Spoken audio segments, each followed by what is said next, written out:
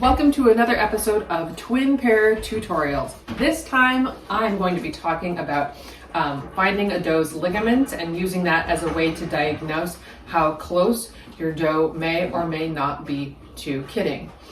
As always, these are brought to you by our amazing Patreons. So if you are learning from my videos and want to continue seeing this dairy goat education, please consider joining us. So let me be the first to tell you, I struggled for years to find a doe's ligaments. I was not looking the proper way. I thought maybe there was all just a big lie. And then I was so frustrated I didn't bother with checking for ligaments for years. And then finally it all clicked for me when I got a couple sage pieces of advice. I'm gonna go over that with you momentarily.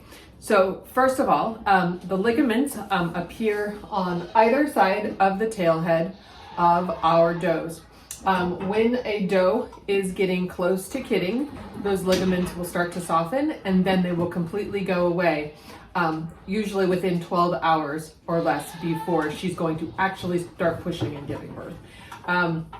So this can be a really effective tool for gauging whether or not you need to be on full alert and be present for a birth. If I check my doe's ligaments in the morning and they are still there, I know that I can probably go ahead and proceed about my day as usual. If I go in and check on my doe in the morning and I see those ligaments are totally gone, I'm going to be arranging for someone else to pick up my kids from school that day and I'm going to be staying put on the farm. So it is really helpful to learn how to read the ligaments on a doe. So this doe here is at 142 days gestation. I start checking ligaments at least 5 days before their due date, if not more like 10. When you're learning to find ligaments, you can also just test on your other unbred does, even on a buck, and you can feel what they feel like when they are rock solid and hard.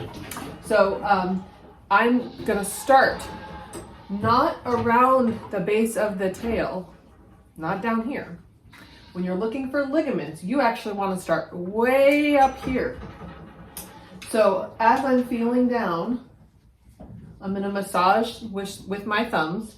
In a way, the ligaments, when they are present, and then with this tail in the middle, almost make a peace sign. So the ligaments run like a Y on either side of the tail head. So if I was to squish this doe right here at the bottom of her tail, it's completely soft and I will go, oh my God, this doe is going to imminently be giving birth. However, that's the incorrect way to read ligaments.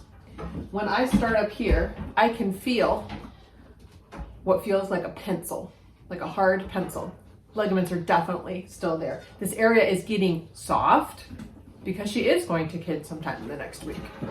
But her ligaments are definitely still there. So I'm gonna let this doe go out in the pasture today. I don't need to put her into a kidding stall. I'm gonna go about the rest of my day knowing that babies are not imminent. So I will start here.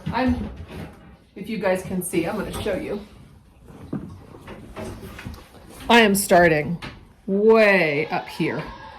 That's where I can start to feel her ligaments. And then I'm gonna work down and I can feel those two pencils all the way down. Like I said, if I was pinching here, this is soft as jelly. I would think that doe was imminently going to kid. But no.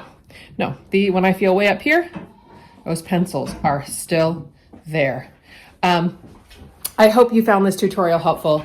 I hope you too can get really good at finding ligaments.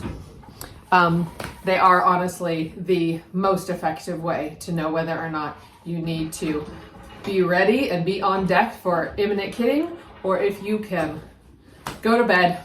Thanks so much for watching today and for joining me in my new milking room. I hope you learned something, and know that even if this is hard at first and you've tried before, try again. We can always learn new skills as goat keepers and get better at what we do. Thanks for watching.